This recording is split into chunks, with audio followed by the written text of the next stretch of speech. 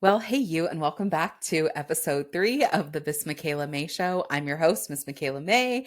And as you have probably caught on by now, I am with my two corgis, Tank and Willie. So if you hear some paw prints in the background, it's a couple of cute little corgis. And today we are going to talk about why I believed Miley Cyrus looked better all natural, why I think everyone looks better all natural, and how we can learn from this and what we can take from this, because it to me it's been a really good lesson on how we perceive ourselves is not always how I feel like I messed up on that. It's not always how we are. And I am someone who just absolutely adores Miley Cyrus. I grew up, it was the prime target audience for Hannah Montana. What's really interesting is I'd actually only watched seasons 1 through 3. And then during COVID, realized I never watched the fourth season because at that point I'd kind of gotten too old and too good for Hannah Montana, teenagers. And so I went back and rewatched it and I cried like 3 times. I rewatched the whole series and I cried like 3 or 4 times throughout that series. I just adored Miley. And I remember even in middle school when I was watching Hannah Montana very religiously, like just thinking she was just so beautiful and so elegant and how she just had this like long natural hair and just the softness that was really pretty. And I've had this episode on my mind for a while. And one, like we talked about in the introductory episode, I have wanted a space where I can be random and talk about more of these culture things on my podcast, which is again one of the reasons I started this podcast was so that I can do things like that. And two, I hesitated because there are so many people that it's like just let her be her. And of course, like she's on her own journey. And I think a lot of us are looking for, one of my intentions, honestly, with this show that I wasn't sure if I was going to talk about it out loud or not is when I was in college and a little bit in high school, my nickname was Mama Michaela. And one of the things I've seen in our culture is a lot of us are looking for this structure and this guidance, and we don't have it. And one of my intentions with this show is to let Mama Michaela come out, to be honest with you, because I've suppressed her for a while and I've wanted her to come back out. But I think we need someone to tell us, like, you're beautiful as you are. And the thing that I was thinking about in regards of, and not like lie to us, but so I want to go back on that a little bit and not lie to us about it, but to teach us. And that's what I'm learning, to be honest with you, is to accept myself as I am. And so as I'm like saying this to Miley, there's a part of me that's also saying it to myself. And what really inspired this episode and what really, there are two things, but what really decided, like helped me decide that, yes, I am going to talk about this. This is going to be an episode is I showed what's called cutting horses. And so if you don't know anything about the horse industry, cutting horses, it sounds, to me, it's just so normal. I never really thought about it. And then one day I typed into Facebook, like cutting horses, and it sent me a thing like, are you okay? Do you need help? I'm like, oh, I guess cutting is kind of a weird, but you cut the cow out of a herd, meaning you take a single cow and you cut it out of a herd. You're not actually cutting the cow. It's weird for me to say that because I'm like, well, you are cutting the cow, but you're cutting the cow from the herd with your horse. And then your horse works the cow and does its best to keep it away from the herd. So you're here on the video. I don't know if I'm going to post the video yet, which is kind of like tying into the subject because I really wanted to get this recorded today. And I'm like, I'm not going to wash my hair. We're just going to get recorded. And I actually feel pretty insecure about my appearance right now. And so there's a part of me, it's like, yes, I'm recording this. Am I going to post it? The video on YouTube? I don't know. The audio is going to be on YouTube, but I don't know about the video yet. But we'll get into that a little bit more when I talk about the second reason that I recorded this episode. But in the cutting horse industry, there's a term called cookie cutters, meaning that the trainer never allows the horse's personality to come through. The horse, all their horses, so if a trainer has 10 horses in training, you'll call the trainer a cookie cutter training because all their horses look the same, meaning the trainer is suppressing the horse's personality and not allowing the horse's personality to come through. All their horses look the same. They're cookie cutters. And I was thinking about this, how this applies to the beauty industry, because we're turning all of these beautiful women into cookie cutters. They're all starting to look the same, like they came out of the same factory. And to me, it's diminishing our natural beauty, because part of the thing in natural beauty is that we do have this variety. And I was thinking about this with Miley Cyrus, but also with a close family friend of ours, I always have thought she's just one of the most beautiful women I've ever laid eyes on. I just think she's absolutely stunning. And she started like getting lip injections. She's been doing all these other kinds of plastic surgeries. And I, I don't think she's as pretty. But I think she thinks she's prettier because this is what quote unquote women are supposed to look like. But what we're supposed to look like is what we look like, not what was created in a factory. We're not supposed to be these cookie cutters. And so that was the first thing that inspired me to talk about this, is realizing like we're not prettier when we all look the same, because now you just look like every other like biatch coming out of this factory. And I don't say that like to diminish the people that are doing this, but I say that in that this will come out more in this episode. I'm not a fan of Big Pharma, and all this stuff is just fueling Big Pharma. And I think it's very much factored by design that we're all looking like we're coming out of the left or the right side of what's that? Twix? The Twix factory? Like you can't tell which one was actually the right or the left. And that's like what it feels like. All these women that are really beautiful. And so my agitation is not at women. It's at like Big Pharma as a whole, like pushing. And this will go into the second reason that this will tie in. I guess this is a good transition for me, is Big Pharma like feeding off of people's insecurities and being allowed to make money off of all this, and then brainwashing the public to a point that we're fighting to fund Big Pharma even more. Don't you judge a woman for what she wants to look like. Don't you judge her for that. I'm not judging her for that. I'm concerned that, one, the main issue is not actually getting solved. Like, I'm actually concerned for her well-being. Two, I don't like giving these people more money because they don't need any more of it. And three, this is not how nature intended. And yeah, obviously there are some things that I'm glad that we have progressed. I'm really glad that I'm sitting in a home right now with heat and like cool. Nature did not intend that. There are good things to evolution, of course, but there's also this real gift in owning our natural beauty. And so that leads me to the second thing, is we all have a personal kryptonite. And this is what I will talk about more. Mine is weight. Mine has been my weight since I can remember. Weight has been a personal kryptonite for me. And the way that I define a personal kryptonite is it's something that you hate about yourself, and that you have spent a ton of money in the name of hating yourself. And that if it just went away tomorrow, you feel like all your problems would go away. So that's what I call a personal kryptonite. And it's also the thing that, there's some things people can say about me that I'm like, okay, fuck off.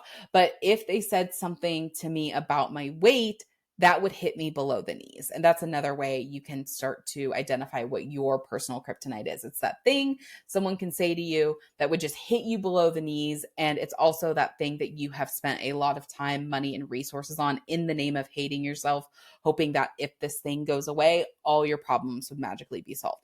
Mine is weight. Again, as I mentioned earlier, why is the reason I'm debating whether I should post the video portion of this podcast on YouTube right away or not. It's my weight. Do I really care that my hair is up? Yeah, I'd probably like it down. Again, it was more important for me to get this episode up, but like, I don't like how inflamed my face looks right now. I don't like how chunky my face looks right now, which probably means I'm going to end up posting this podcast episode, because the reminder I'm having for myself, like with Miley, is there are people that need to see you exactly who you are. Like, I learned more from Miley Cyrus when she looked natural and seeing her the way she was. I loved that her teeth were a little bit crooked and that they were overlapped. Like, now she just looks like, I don't even know what she looks like now. And I don't know what, but anyway, it's very sad to me, because it's sad to me that she couldn't see her natural beauty. And this is a lesson for you, and this is a lesson for me. And there's a reason that I was called to talk about this today.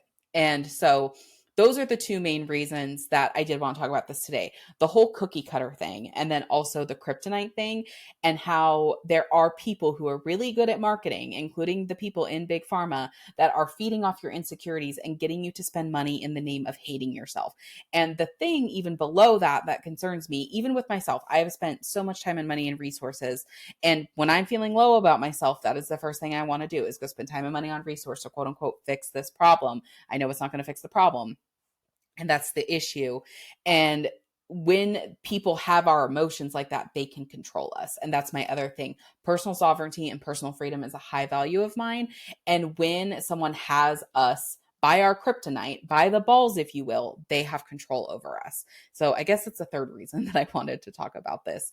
And there was something else that just kind of popped into my head, but it might have like popped out. That is like the fourth. Yeah, that is the fourth thing is it's not actually going to solve the problem. And this is what I have to tell myself when I feel like this kryptonite and the powers at B, I'm being a little dramatic at this point, but have me by the balls. Like, and I feel like, or the puppet strings, if you will, like they've got me. The thing that I have to remind myself is I have been, I did CrossFit from late 2016 to late 2018. I got an injury, came back and did it for a couple more months. But I was the thinnest I'd ever been in my adult life. And it did not solve a damn thing because no internal problem can ever be fixed with an external thing. Now, the irony is the thinnest, yeah, that was probably the thinnest, the CrossFit. But then before then, I was close to being as thin when I went to film school in LA. All I was focusing on was my own creativity. I was focusing on doing things I loved. I was playing volleyball. I was eating well, but I wasn't. Yeah, I was kind of a psychopath. I'm not going to lie to you. I was kind of a psychopath about food at that point. But losing weight was easy. I threw away my scale. I didn't get on because I solved the internal problems and then the weight came off as a side effect. And so that's the other thing that we're seeing with why I'm feeling for Miley Cyrus and all these women who are having plastic surgery is it's not actually solving the problem. It's just making it worse. And it might solve the problem temporarily, but then the problem's going to show up in another area of life, usually 10x. And so I have another person in my life who has gotten quite a bit done. And the reflection, the whole, like, I need to come up for another word for it, but I call it the hole in our soul.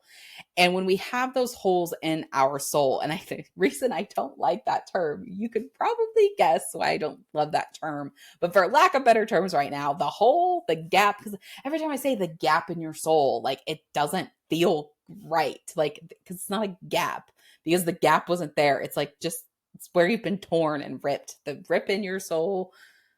I don't know. I'm sure you can guess why I don't like the hole in your soul thing, because it can be taken quite a different way than I intended. So don't be dirty. Don't be dirty. So when we have that trying to get serious again, every time I get funny, I have a hard time getting serious again. So let's see how this works. Maybe it's not going to work. But when we have that hole in our soul, the only thing we can fill it with is something from our soul, something internally. And every time we try to fill it with something externally, like I said, the problem comes up 10 times in a different area of life. So I have someone in my life, and again, this applies to me too. It's just sometimes easier for me to see on other people, is she keeps getting these things, but then her relationship area of life keeps getting worse and worse and worse because she's not actually solving the problem, where she doesn't feel whole, WHOLE.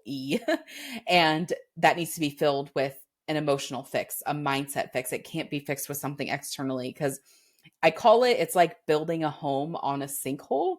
When we build a home on a sinkhole, it will stand for so long, but eventually it's going to crumble and everything is going to go with it.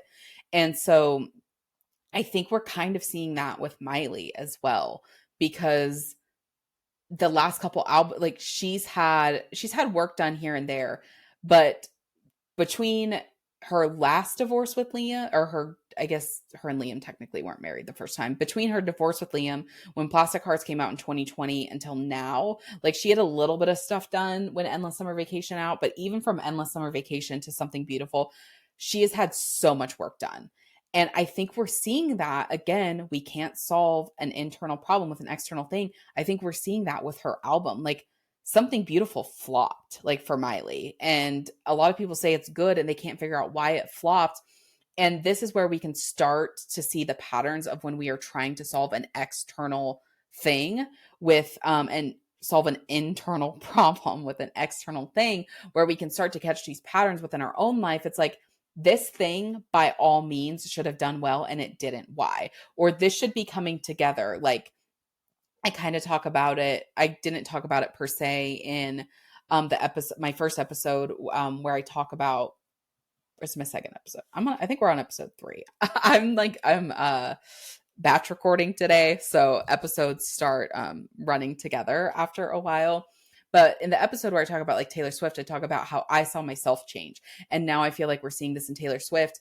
After the person I had mentioned, like him and I broke up, there were times where it seemed like we could have got back together, but there was always something missing. It was like, well, I was feeling really low about myself. I didn't feel like I was good enough for him.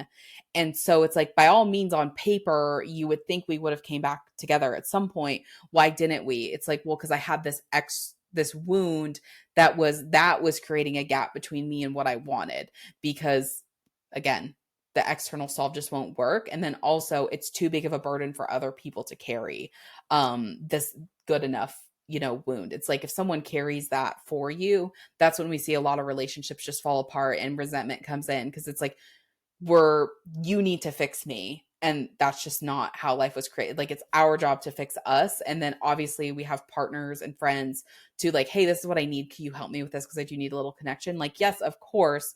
But we're finding out what we need and we're expressing it. We're not expecting somebody else to figure it out and fix it for us. But they can help us sometimes, or they can walk alongside with us. And so that's where, it is so important to start to solve these things, because there's just these things, like I said, I feel like with Miley's Something Beautiful album, it's like, okay, by all means, this should have been a success. Why wasn't it? Well, after her relationship with Liam ended, and people can say whatever you want, you can see a difference in that woman when she's with Liam and when she's not with Liam. Like, there's a big difference. And it's also like, we can't outrun these reflections, like the things that are broken internally that are reflecting to us externally. We can't outrun them. So they're going to show up somewhere. So Miley actually may have a high self-image for herself. Like, so self-image is the way we perceive ourselves and the way we believe other people perceive us. So she may think very highly of herself in her music. She may know she's good at it, but she doesn't in this relationship area of life. Well, her and Liam got divorced. It didn't get fixed. I'm not saying they were meant to be together or not meant to be together, but this is the example. That didn't get fixed. And so now, again, you can't run from the reflections. Now it's showing up in her career area of life. Like, this album's just not doing well. Why? Well, she doesn't feel that good about herself in her relationships. So now this thing is showing up in her career, because again, you can't outrun it. It's just going to shift. And that's exactly what this whole plastic surgery era is doing. It's not actually solving the problem. It's just moving it to another area of life. Okay, so you might feel better about your nose, but now you're starting to get paid less in career. Why is that? Again, we can't outrun these things. One of my favorite sayings is, in school, they give you, oh my gosh, I hope I don't get it backwards, but in school, they give you the lesson in order to take the test, but life gives you the test in order to learn the lesson. And we can't outrun these tests, but that's what we're doing when we start to like inject ourselves with things. Or even for me with my own personal kryptonite, you start to like look for any quick fix in a weight loss solution, or not addressing, like, I kind of briefly talked about it in the last episodes, but I realized at some point when I started on my healing journey and started looking at these things internally, started to realize like, oh, after I experienced like childhood sexual abuse, that was when my body started to put weight on. Why would a body start to do that? Well, you don't feel safe. So the body starts to put this armor and this protection around you so that you can feel safe. Okay, well, if I try to work this weight off, if I try to force this weight off, without addressing the safety piece, instead of putting like us and our bodies on the same team, now we're on opposing teams, and the body, this is something I always say, like, nature and the body will always win. So now I'm fighting this force that is just so big and so grand. Of course you're going to get tired. Of course I'm going to get tired. Of course I'm going to put the weight back on, because I never actually addressed the issue. I never addressed the cause. I just tried to address the side effect. But I actually do love the saying about like, a lot of us put out fires, but we never go stop the arsonist. And it's like, we have to stop the arsonist, which is going to be some internal thing. And that's what, the inspiration and the encouragement like behind today's episode is. how can you start to look at the internal things? How can you start to see like what are the imbalances within and how can I start to shift them? And I hope this episode inspired you to see that when we try to fix these things with external problems, it doesn't work. It just moves the problem. And we're playing this game of cat and mouse. And the thing is, like, I said what I was hesitating about this episode is I felt like I was going to get slack for like, just let Miley be who she is. She doesn't need another voice. No, she doesn't.